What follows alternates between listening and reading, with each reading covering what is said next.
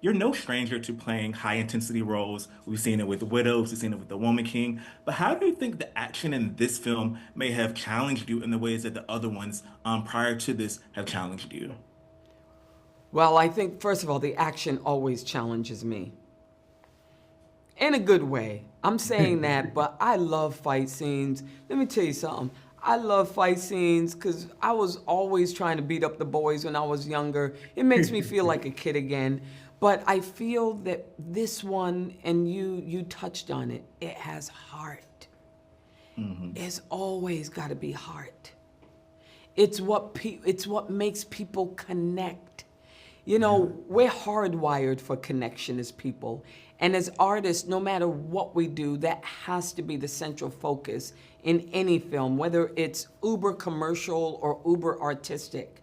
If there is no heart, there is no humanity there. And there's no reason to sit with these characters for 2 hours or an hour and 45 minutes or whatever time it is. That Yeah. that is a sort of what it is that we do. Yeah, yeah, absolutely, absolutely. And I heard you speak yesterday in the Q&A about the fact that not only you're playing the president, but I guess more so the challenge of just playing someone who has power, just like that inherent power, whether you're the label Yep. of president or just playing someone who can wield such a thing. So I want to know, what was the experience like not only playing someone with power, but the added layer of playing a black woman with power, a black mother on top of this, considering that a lot of people may need this portrayal as some sort of like vision of hope right now, considering the time we're in. You know, and it's an acting thing that you cannot think of being a vision of hope when you play a character. You just have to play the character. It's up to Hmm. people to see it as a vision of hope. Yeah. The difficulty in playing a leader is you have to negotiate. You have to negotiate your responses. You're at the G20 summit. All of a sudden, there's explosions. All of a sudden, you know your children are out there. Do you just fall apart? Do you just, run off, take off your cape or whatever and say, I'm going to save my kids. Forget about being the president. You have, what is in me, what is in Danielle Sutton is I had to show people why she was elected. And why she was elected is that I use this quote all the time, and it's in our backyard, me and my husband's backyard, and it's a soldier doesn't fight because he hates what is in front of him. He fights because he loves what he left behind. And I wanted to be that leader. I wanted to show Danielle as that person because I did believe in reading this script that that's why she was elected, that she had the heart for it and the authenticity. And here's the thing, the courage. Yeah. Yeah. And that was more important to me. And when you do that, hopefully you plant a seed in people to see that, it's hope. There's hope there. Yeah. Yeah. Absolutely. And I want to know, I feel like the face-offs that you have with Anthony Anthony in this film, or I feel like it's going to be something like the most underrated hero villain duo that we're going to see this year. I just think so. So it was like being able to have such, intense scenes with this person who is a villain, but also kind of there's nuance there too. Boy, it stimulated my imagination. I remember being a little Viola when I was 11 years old. I think I was in 6th grade, and I tried to beat up the biggest boy in the school. He must have already been 6 feet tall. By the way, he held my head as I was throwing punches to the air. I mean, I did not land one punch. But there's still a part of me that feels like I want to take down Goliath. That if I can be David with the slingshot, that I wanted to feel it stimulated my feeling of wanting to be capable as a woman to take down the biggest villain possible. And it was exciting to play with Anthony Starr because he came at me as much as I came at him. And so it became sort of two polar opposites of good, evil, per se. I don't want to say evil, it's like the worst thing to say in acting. but it made me feel like I could, it's like they say, you're never too old to have a happy childhood. So I wanted to go back to the schoolyard and beat up, I think his name was Robert.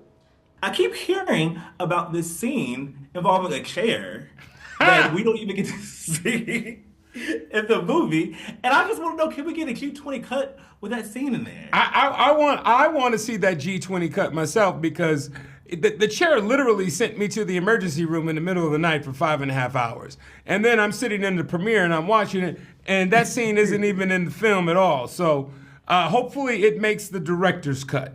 But I want to tell everybody this. If you have a stuntman on set that is supposed to be there to do your stunts, please allow that man or woman or that stunt person to do their job and not try to take it on as yourself, because it don't always end up good. Sometimes we get ahead of ourselves, I guess. Sometimes we get ahead of Yeah. ourselves and decide that we could do things like that. But I remember speaking about the Q&A, and I was like, one day we need a G20 cut that has this because it's something it's going to become lore that people are talking about within this movie. But Marsai, for you, your character also gets into the action a bit too. I guess maybe the climax of the movie, this fantastic helicopter scene. Yeah. How did you prepare for that? I mean, this is pretty much your first action role. So how did you get in the mindset of kind of being one of the figures at the end of the movie to kind of get in it like that?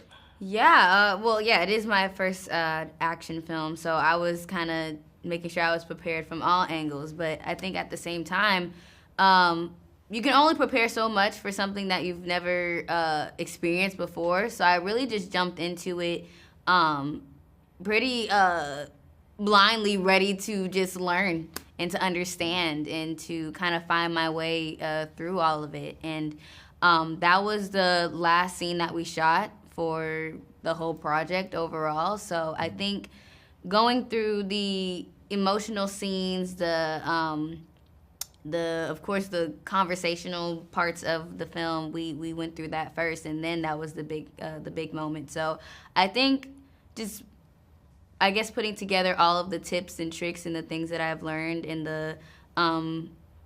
and I feel like just how comfortable I really was on the set up until then was all the things that I needed for the helicopter scene. So, no, I mean, honestly, there was really nothing I could compare it to because I've never been on a spinning helicopter before, like fighting for my life. So I think just leaning on Mrs. Viola and Anthony and knowing that we were all going through this together was all the help that I could get. Yeah, absolutely. And Christopher, your character comes in clutch a lot of times. One with like the knowledge of Zulu in this film. Would you say you yourself are interested in other languages, and how did that maybe even play into connecting with this character? I would say yeah. When I first found out that Demetrius knew all these languages, that immediately got me hooked. So yeah, it was really fun. Cause I did a little accent work with the coach because it didn't get put in the film, but yeah, I was able to learn about new languages. So yeah, that was great. Yeah.